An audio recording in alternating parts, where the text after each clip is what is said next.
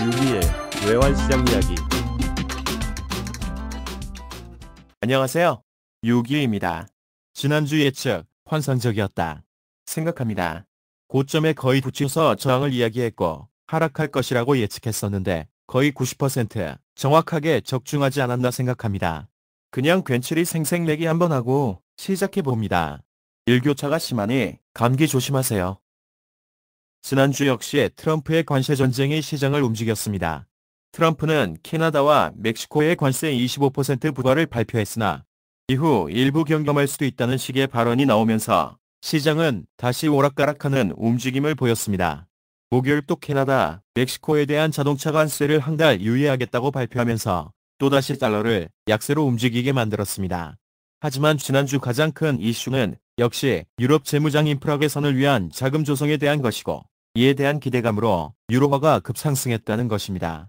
유로화 상승은 달러 인덱스를 하락으로 이끌었고 외환시장 전반적으로 달러 약세의 움직임이 나왔습니다. 수요일 밤 유로연합은 유럽의 재무장 계획을 제안했습니다. 8천억 유로 규모의 자금을 방위비 증액과 유럽 인프라 개선을 위해 조성하자는 제안을 했고 독일은 이 중에 5천억 유로를 조성하겠다고 했었는데 이에 대한 기대감으로 유로는 급등했습니다. 그리고 때마침 유로존의 1월 실업률이 예상치를 소폭하였다는 발표가 나오면서 유로화 강세를 뒷받침했습니다. 이로 인해 달러 인덱스는 105선까지 하락했고 원화도 동반 하락했습니다. 달러 인덱스가 뭔가 싶으신 분은 지난 자료 중 2025년 환율 예측편에 보시면 설명이 있습니다. 목요일 밤 유럽중앙은행이 금리를 0.25% 인하하기는 했지만 향후 인하에 대해서는 신중하게 결정하겠다는 입장을 보였고 시장은 그래도 전일 유럽 기금 조성에 대한 기대감으로 금리 인하의 이슈는 묻혀가는 모습이었습니다. 사실 개인적으로는 어쩌면 이번에 금리를 한번 쉴지도 모르겠다는 생각을 살짝 하기도 했었는데 금리를 내렸고 결국 다음번에는 금리 인하를 쉬어가겠다는 의미로 봐야 할 것 같습니다. 한편으로는 국내 원화 역시 글로벌 달러 강세의 움직임에 동반 하락한 것도 있지만 간만에 외국인 순매수 움직임이 간간히 보였다는 것이 긍정적인 이슈였다고 하겠습니다. 역시 저점 레벨인 1430원대에서는 강하게 매수세가 붙었다는 것도 아직은 레벨 다운을 생각하기에는 어려움이 있다고 봐야 하겠습니다. 금요일 실업률이 소폭 증가하는 것으로 발표되면서 미국은 금리 인하 시기가 뒤로 미뤄지는 모습을 보였습니다. 이번 주 물가지표를 관심있게 봐야 할 이유가 생긴 셈입니다. 다음 전쟁은 지난주의 난리회담에 이어 백기투항하는 듯한 젤렌스키의 모습이 보이기도 했으나 유럽 형들을 등에 업고 새로운 돌파구를 찾아보려 하는 듯 보이지만 사실상 미국의 협상안을 받는 것 외에는 다른 대안이 없는 모습입니다. 일본에는 주주내재도란 것이 있습니다. 해당 기업의 주식을 보유하고 있으면 해당 기업은 그에 대한 보답을 쿠폰이나 상품권 등으로 지급한다는 것입니다. 식품회사는 자사 제품을, 호텔이나 놀이공원은 무료 초대권을, 철도회사는 승차권, 특정 지역 소재 기업은 그 지역 특산품을 선물한다는 것인데 이는 개인의 주식 투자 자금 유치와 장기 보유를 유도해 충성도 높은 주주를 양성하는 데 도움이 됩니다. 그래서 일본은 이번에 새로운 이사의 금액과 비과세 혜택을 증가시켰습니다. 리샤란 일본 개인저축 계좌를 말하는 것입니다. 우리나라의 ISA 계좌와 비슷한 것입니다. 2023년 시행되었으나 2024년 1월 세제 혜택이 증가했습니다. 적립형 상품엔 120만엔까지, 성장형 상품에는 240만엔까지 투자가 가능하고 두 상품 합쳐서 총 360만엔까지 투자 가능해졌습니다. 5년까지 최대 1,800만엔까지 투자가 가능해졌습니다. 이는 국내외 투자 구분 없이 평생 비과세, 세금 면제입니다. 주로 퇴직연금 등 일본인들의 예금과 현금을 증시로 투자시키는 데는 성공했지만 반대로 해외 투자에 대해서도 비과세 개념이 존재해 자본 이탈을 가속화하는 결과도 만들었습니다. 2025년 올해 해외 금융상품 순매수 규모는 약 954조 원가량으로 전년도 385조 엔 대비 147% 증가했습니다. 오히려 일본 주식보다는 수익성이 좋다고 생각하는 미국 주식으로 자금이 이동한 것입니다. 이는 일본 내에서 달러를 사서 미국 주식을 사는 개념이므로 엔화 약세를 가중시키는 움직임으로 나타날 수 있습니다. 주주 대제도로 자금 유입을 기대해 혜택을 증가시켰는데 오히려 역효과를 보인 것 아닌가 싶기도 합니다.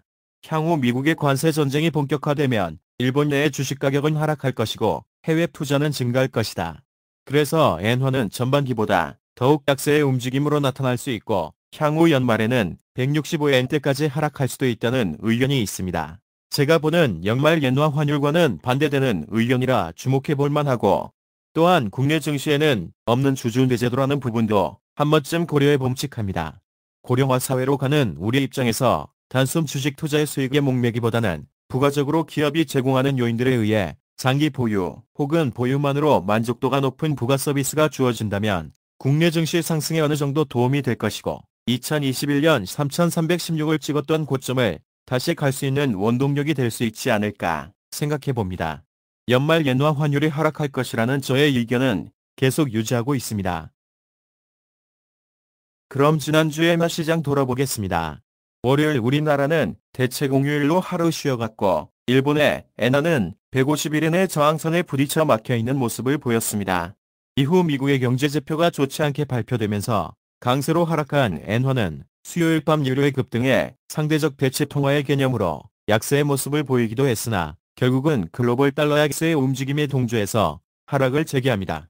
이후 트럼프의 자동차 관세 한 달 유예 소식에 재차 하락으로 움직여 한때 147엔째까지 하락한 후 금요일 밤 미국의 실업률이 예상보다 높게 나오면서 소폭 상승한 달러에 비해 약세로 조정 마무리되었습니다. 원화 시장 살펴보겠습니다. 주 초반은 1,460원대 초반의 공방을 이어갔고 연일 외국인의 순매도 움직임에 답답한 모습을 보이다 결국 유로화의 강세 움직임에 달러 인덱스가 내려가는 것을 보고 그제서야 방향을 아래로 틀었습니다. 그나마 주중반 외국인 순매수 움직임이 나타나 하락하는 모습에 힘을 보탰던 것이 희망적이었다고 할 수 있겠습니다. 이후 또 지난주의 급등에 대비해 급락의 움직임을 보이며 1,430원대까지 하락하기도 했었던 원화는 1,430원대에서 들어오는 저점 매수와 역외 매수의 움직임에 이번에도 추가 하락은 힘든 모습을 보이며 1,440원대로 조정받으며 마감했습니다. 이번 주 주요 경제 일정을 살펴보겠습니다. 11일은 구잉 지표가 나오고 12일은 소비자 물가지수가 발표됩니다. 그리고 13일은 2월 생산자 물가지표가 발표됩니다. 그리고 주간 신규 실업 수당 청구 건수가 발표되고 14일 금요일은 소비자 심리지수가 발표됩니다. 12일 발표되는 소비자 물가지수의 예상치는 소폭 상승할 것으로, 그리고 13일 생산자 물가 역시 소폭 상승할 것으로 보여집니다. 딱히 관세 인상으로 인한 물가 상승이라고 보기에는 아직은 이른 감이 있어 미국 내 자체적인 물가 상승으로 봤을 때 결국은 금리 인하는 한 발 더 멀어지는 느낌입니다. 이번 주는 지표만으로 봤을 때는 달러는 강세의 분위기를 가져갈 듯합니다. 상승 하락 시소 분석입니다. 먼저 상승 요인은 역시 트럼프의 관세 정책일 것입니다. 좋으면 오르고 풀면 내린다. 채찍은 예측이 가능하지만 당구는 알 수가 없다. 그래서 더더욱 불안 요소인 것 같습니다. 더 이상 설명이 필요 없는 요인일 것입니다. 그리고 역시 이번 주에는 미국의 경제 지표일 것 같습니다. 소비자 물가, 생산자 물가 지표가 발표되는데 예상치 역시 소폭 상승하는 것이라 물가 불안은 금리 동결을 의미하는 것이라 달러 강세 요인이 될 것 같습니다. 그리고 우리나라 증시의 외국인 움직임이 지속적으로 매도로 이어지는 것이 큰 요인일 것 같습니다. 그 외 지난주의 요인들 계속 이어지는 것들도 꾸준히 관심을 가져봐야겠습니다. 하락 요인입니다. 뒤에 언급하겠지만 14일 일본은 춘계 임금 투쟁의 결과 5%대의 임금 인상을 보여준다면 일본은 금리 인상의 기대감이 증가하게 되고 결국 엔화는 강세로, 즉 하락하는 그림으로 나올 것입니다. 우리나라의 환제 결정도 14일 정도로 예측하고 있는데 탄핵이든 기각이든 일단은 하나의 불확실성이 해결되는 시점이니 시장의 반응은 조금은 안정적으로 바라볼 텐데 정치적 혼란이 있을 것은 당연해 보여 역시 시장이 어떻게 반응할지 지켜봐야겠습니다. 암튼 헌재 판결 확정은 환율 하락의 요인이 될 것입니다. 그 외에도 유로화의 지속적 강세 움직임이 나온다면 역시 달러 인덱스의 하락으로 인한 동반 하락의 모습이 나올 수도 있겠습니다.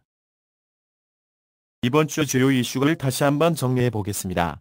먼저 역시 트럼프 대통령의 입인데 트럼프 대통령은 12일 철강과 알루미늄에 대해 25%의 관세를 부과하겠다고 이야기했었습니다. 어떤 나라에도 예외나 면제는 없다고 했지만 또 지난번 캐나다와 멕시코처럼 막판 1개월 연장이라는 카드를 꺼낼 수 있어 지켜봐야겠습니다. 지난주는 유럽 인프라 개선에 대한 기대감으로 크게 상승한 유로였습니다. 이로 인해 달러 인덱스도 크게 하락하면서 글로벌 달러 약세를 견인했는데 이번 주는 유로화의 조정 가능성으로 달러 인덱스가 상승하는가에 대한 부분도 관심 있게 봐야겠습니다. 그리고 일본의 춤투 임금 협상이 3월 14일 발표됩니다. 예상치는 4.92% 인상입니다. 일본은 물가가 높아 개인 소비가 줄어든다고 보고 있고 이에 물가를 잡기 위해 최근 잇따라 금리를 올려 0.5%까지 올라와 있는 상황에서 소비 심리 개선을 위해 임금을 5% 가까이 과감하게 올릴 것으로 보입니다. 이는 다시 추가 금리 인상을 해도 괜찮다는 신호로 받아들여져 엔화의 추가 강세 움직임을 보이지 않을까 생각해 봅니다. 당장 19일 이슬회의에서 금리를 올리기는 힘들 것 같지만 향후 금리 인상에 대한 긍정적 신호로 받아들여 엔화의 147엔 하향 돌파를 생각해 볼 수 있겠고, 그러면 최근의 움직임에서 또 저점 갱신이라 스탑성 손절 물량이 나와 145엔까지의 한바탕 하락하는 쇼를 보일 수도 있겠다 생각됩니다. 전문가들의 추가 인상 예상 시기는 7월로 보고 있습니다. 그리고 이번 주는 다음 주 19일 있을 FOMC 회의에 앞서 침묵의 깜깜이 기간입니다. 지난주 파월 의장은 금리 인하는 당분간 신중히 고려하겠다고 한 만큼 시장의 인식은 당분간 금리를 건드리지는 않을 것으로 보여지긴 합니다. 역시 이를 뒷받침해줄 소비자 물가와 생산자 물가 지표가 어떻게 발표되는지 잘 봐야겠습니다. 국내적으로도 이번 주 윤 대통령의 탄핵 여부가 선고될 가능성이 있어 전국 혼란의 분위기로 가느냐, 수긍하고 큰 혼란 없이 대선의 모드로 전환되느냐가 관건일 것 같긴 합니다. 한편으로는 지난주 잠깐 돌아오긴 했었던 외국인 순매수 부분이 향후 긍정적인 모습으로 나타날지도 지켜봐야겠습니다. 미국에서는 기술주의 부진이 이어지고 있어 국내 증시에서 순매수로 돌아서기가 쉽지 않아 보여 환율의 하단은 어느 정도 지지되지 않을까 생각합니다. 역시 최근의 움직임에서 원화는 1420에서 1430원 선이면 또 저점 구간으로 인식해 매수 지지를 받을 것으로 보여집니다. 역시 이번 주의 관건은 14일 금요일일 것 같습니다. 일본의 임금 인상안이 5%대로 나온다면 추가 금리 인상론이 대두되고 엔화는 강세를 보이며 하락할 것입니다. 우리나라도 윤 대통령의 탄핵 결정이 14일 금요일 있을 것으로 예상하고 있어 어떻게든 결정되면 불확실성 하나가 해소되는 것이기에 원화는 하락할 것으로 보여집니다. 만약 1420원대까지 하락한다면 이번에는 스탑성 물량으로 환율이 쏟아져 내려갈 수도 있겠다 싶긴 합니다.